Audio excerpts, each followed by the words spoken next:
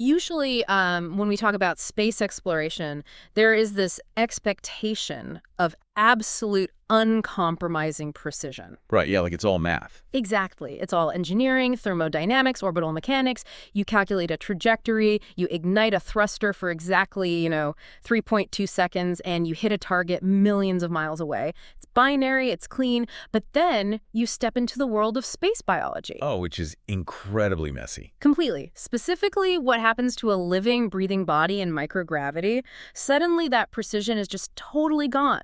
We're looking at a physiological landscape that is, well, it's just chaos. Immune systems crash, bones thin out, and the gut microbiome essentially throws a full-on rebellion. Yeah, the moment you introduce gravity-free environments to living systems, the old biological rulebook just burns up on re-entry. I mean, the physical forces that shape billions of years of evolution are suddenly absent, and our biology just doesn't know how to handle that silence. And deciphering that silence is exactly why we are here today. So, welcome back to the Worm Podcast for another deep dive. It is really fantastic to have you listening with us again today. Yeah, glad to have you here. Before we get into the really good stuff, just a quick reminder to follow, like, comment, and share this deep dive with your friends because it really helps us keep growing this community. Oh, and a very special shout out for you. If you are doing fascinating work and you would like your own research discussed in a future deep dive, please contact Dr. Varun Chauhan. Yes, definitely do that. We Okay. would absolutely love to feature your work. Yeah, we really would. But for today, let us talk about our mission. We already know our star player, our favorite nematode, C. elegans. We are skipping the basics today because, well, if you're here, you know the worm. Today we're looking at how to send them to space to study the gut microbiome. Which is, arguably one of the most pressing hurdles for human spaceflight right now. Spaceflight radically alters the human gut microbiome. It really does. And because the microbiome is so deeply tied to the immune system and the gut-brain axis, when those bacterial populations shift in orbit, it takes a severe, severe toll on the rest of the astronaut's body.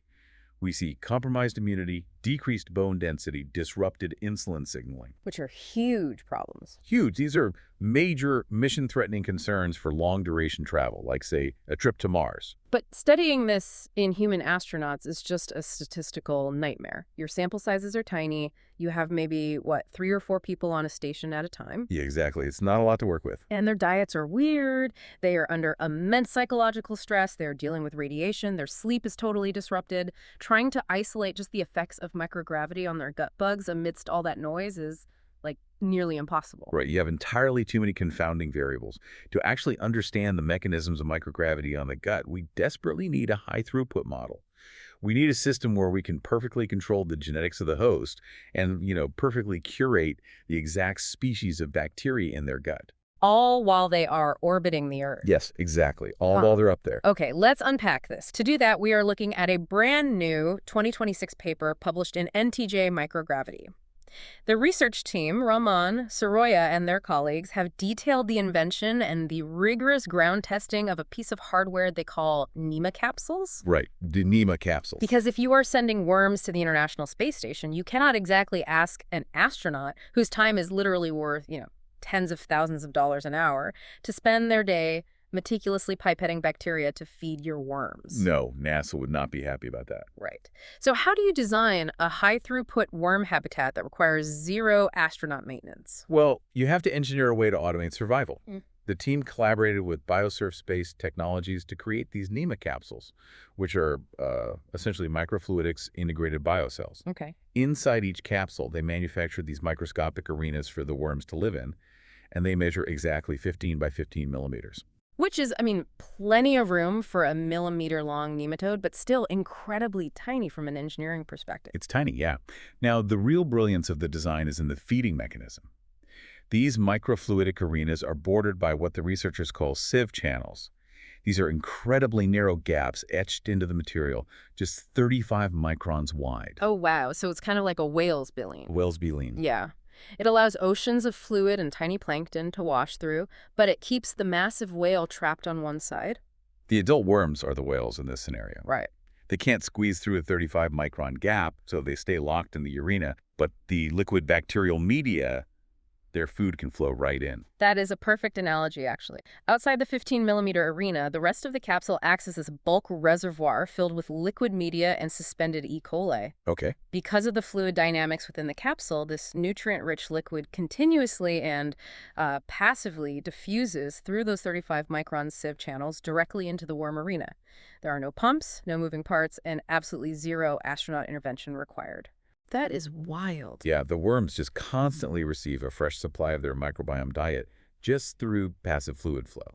Wait, if this is a passive fluid system, that implies the capsule is totally sealed, right? I mean, the ISS is a highly controlled environment, and NASA definitely does not let you fly open containers of liquid bacteria. Yeah, absolutely not.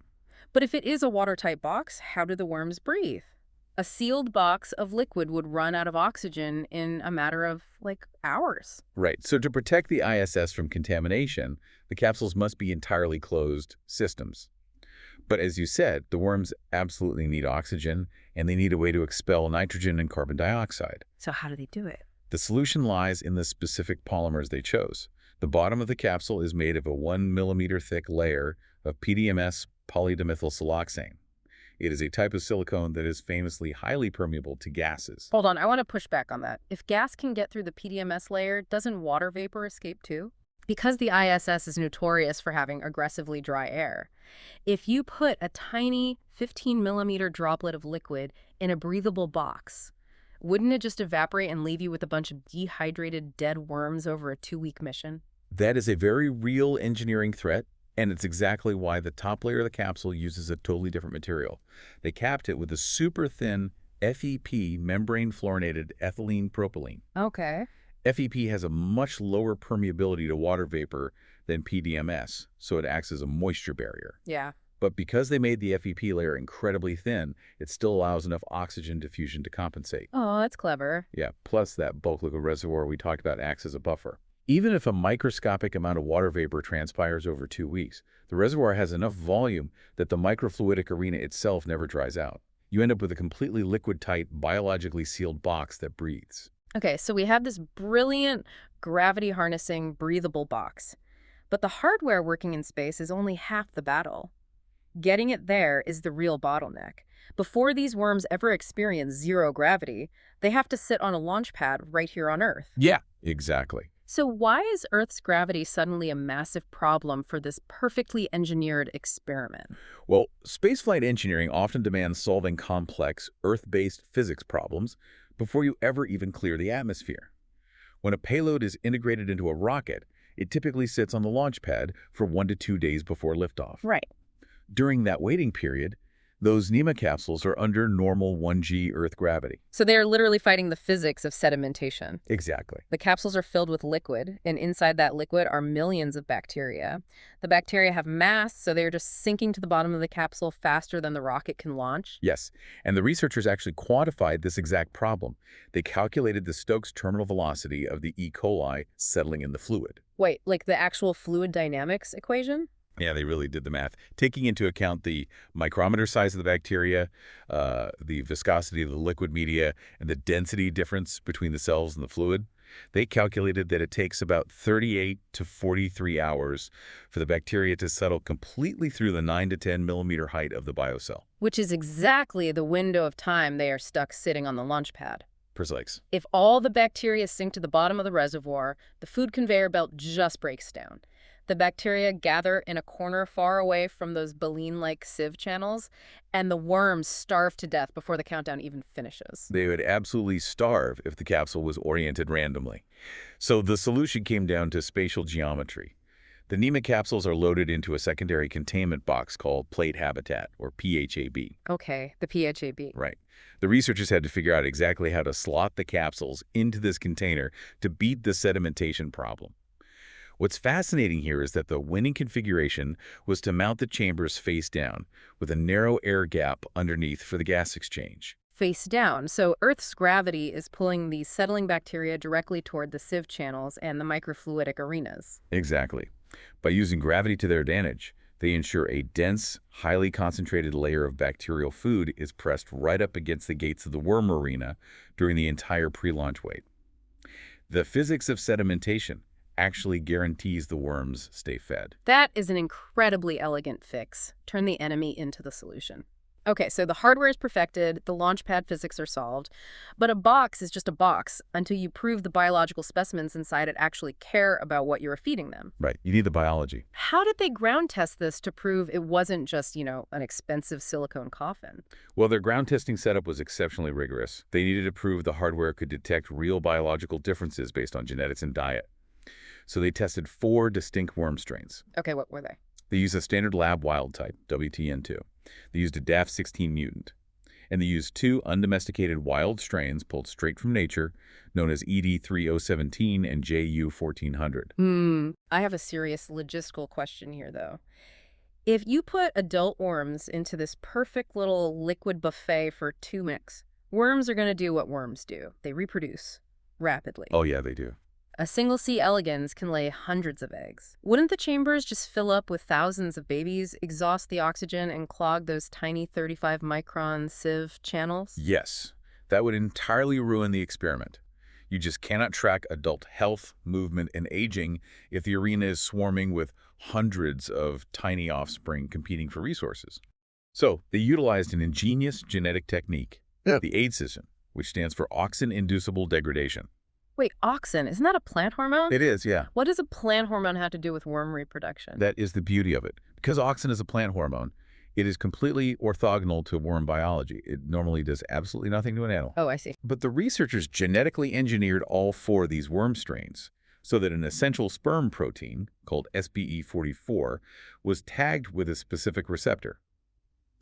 When these modified worms are exposed to auxin, right before they are loaded into the NemaCapsules, the plant hormone binds to that tag and triggers the cell's natural waste disposal system to completely degrade the SBE44 protein. So you basically switch off their ability to make functional sperm, rendering them completely sterile without chemically stressing or hurting the rest of the adult worm. Exactly. The adults remain perfectly healthy, but no progeny are produced.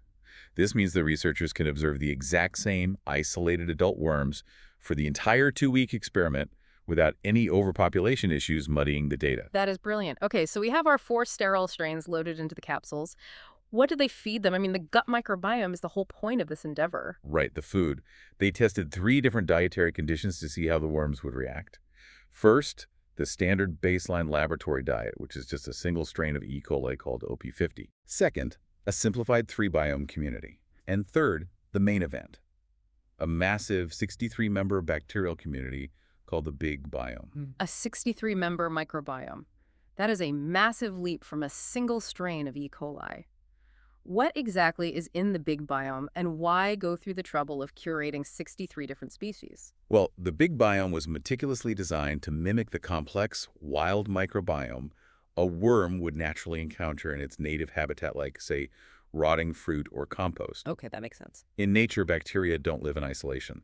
They form complex metabolic webs through syntrophy, where one bacteria's waste product becomes another bacteria's food source. The big biome includes a vast array of species that interact, compete, and support the host's digestion and immune system in ways a single strain of E. coli simply cannot replicate. So you have a sterile baseline, a middle ground, and this wild, complex gut ecosystem. What actually happened over the 2 weeks in the NemaCapsules? The viability results were pretty striking. For the first 11 days, across almost all the strains, viability remained incredibly high. The hardware clearly works to keep them healthy. Yeah. But there was one glaring exception: the DAF16 mutants. You mentioned them earlier. What exactly is the DAF16 mutation, and why did they struggle? The DAF16 gene is the worm equivalent of the EchoXO transcription factor in humans. Yeah. It is a master regulator of insulin-like signaling. When a normal worm is stressed, say by a harsh environment or a pathogenic bacteria, the DAF16 pathway activates and pushes the worm into a highly protective, stress-resistant state. Ah. It turns on immune responses and longevity genes. The mutants in this experiment had that gene completely knocked out. So without DAF16, they essentially have no biological shield. They can't activate their emergency defenses. Right, and the data reflected that beautifully. The researchers noted in the paper that the DAF16 populations experienced a precipitous decline in viability. By day 9, their survival plummeted below 40%, regardless of which microbiome they were fed.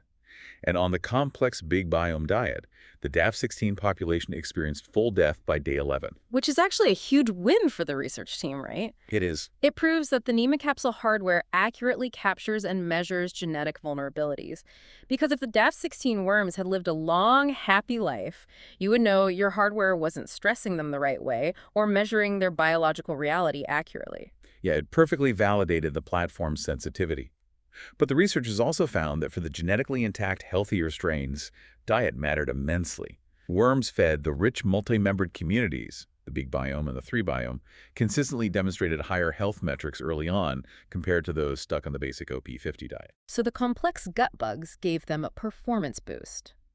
But to measure that performance, to really measure fitness, viability isn't enough, right? I mean, just being alive doesn't mean you are thriving. No, not at all.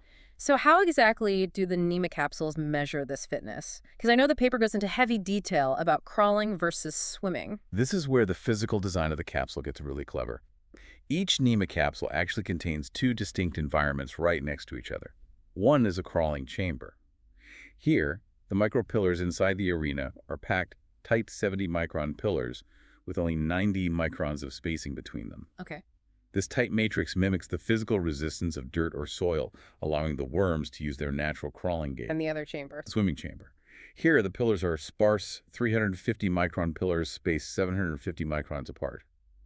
The worms cannot brace their bodies against the pillars easily, so they are forced to swim, or basically thrash, in the liquid to move around. But if these worms naturally crawl through dirt in the wild, why even bother building a swimming chamber? Why measure a behavior they actively avoid in nature? Because swimming requires entirely different neuromuscular mechanics than crawling. And, crucially, it demands significantly more energy. It acts as an intense, physical stress test. Think of it like making a human athlete run on a treadmill at a steep incline instead of just walking on a flat track. All right. The flat track might not reveal much, but the incline exposes the hidden weaknesses in their cardiovascular system. And did the swimming test actually expose anything the crawling test missed? Dramatically so. Yeah. On day 9 of the experiment, as the worms were getting older and the stress of the environment was compounding, the crawling data started to look very similar across the different microbiomes. The physical demand of crawling just wasn't hard enough to show who was truly struggling. Wow. But in the swimming chambers, the intense energy demand revealed subtle microbiome-driven health differences. The thrashing frequencies clearly show which diets were still protecting the aging worm's muscle integrity and nerve function. Here's where it gets really interesting. When they looked at which strain of worm was the absolute fastest, the undisputed speed champion in the swimming chamber, it wasn't the rugged wild isolates that they pulled straight from nature. It was the standard domesticated lab strain, WTN2. Yep, the lab strain. Even under stress, the pampered labworms were zooming around faster than the wild ones. Why would a labworm outcompete a wild strain? It comes down to a very specific, unintended genetic mutation that happened during decades of laboratory domestication.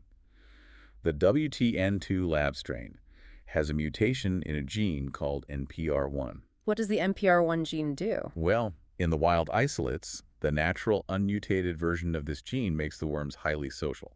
They are naturally slower, and they tend to cluster together in massive groups to feed. It is a protective, swarming behavior evolved to survive predators and scarce resources. Okay, so they stick together. Right, but the lab strain's mutation essentially broke that social instinct. It turned them into solitary, high-speed roamers. They don't wait around to form a group, they just speed off to find food on their own. So what does this all mean? If I am an astronaut slated for a mission to Mars, why should I care that a solitary labworm moves faster than a wild worm in a 15-millimeter silicone box? What does this mean for my body? Because it proves a profound, underlying biological concept. Your specific genetic background explicitly dictates how much benefit you can extract from your gut microbiome. The wild worms and the lab worms were fed the exact same 63-member big biome diet, but their bodies reacted and performed radically differently because of a single gene variation in their DNA. And that dynamic is exactly what is happening to astronauts on the space station. Precisely. 2 astronauts could eat the exact same diet, follow the same exercise routine, and live in the same module. But because of their unique genetics, the stress of microgravity might cause one astronaut's gut microbiome to crash their immune system and decimate their bone density, while the other astronaut remains perfectly fine. The NemaCapsule platform gives us a high-throughput way to finally decode that complex interaction between host DNA, bacterial species, and physical stress. Understanding this mechanism could unlock highly targeted therapies to keep human bodies resilient to extreme stresses. That is just incredible. The idea that a tiny sterile worm trapped in a liquid microfluidic arena could hold the key to human deep space survival, it just makes you realize how deeply conserved and interconnected all biology really is. It does. And this research sets up a fascinating trajectory for the future, a concept that wasn't explicitly stated in the paper's results, but is the logical next step when you look at the data. Oh, I love a good theoretical leap. Lay it on us. Well, if different genetic strains respond so radically differently to the same complex microbiome under the stress of spaceflight, could the future of space exploration involve custom designing highly personalized gut microbiomes for astronauts? Whoa! Custom gut microbiomes. Think about it. Before a crew ever launches to Mars, we sequence their specific DNA. We find their genetic vulnerabilities, their equivalent of a missing DAF16 gene or an NPR1 mutation. And then we engineer a bespoke, personalized cocktail of gut bacteria designed specifically to protect their unique physiology from the ravages of microgravity. That is insane. Right. But We wouldn't just be sending humans to Mars. We would be sending highly engineered, symbiotic human microbiome ecosystems. the ultimate biological spacesuit worn on the inside of the digestive tract, that is absolutely mind-bending. And it brings us right back to where we started. Spaceflight might demand the perfect mathematical precision of rocket engineering, but surviving the journey, that is going to require us to master the beautiful, messy complexity of biology. It really is. Well, that is all the time we have for today. Thank you so much for joining us on this deep dive. Don't forget to like, comment, and share to keep the community growing. And make sure to reach out to Dr. Viren Chauhan if you want your research featured next. Until next time, keep looking up and keep looking inward.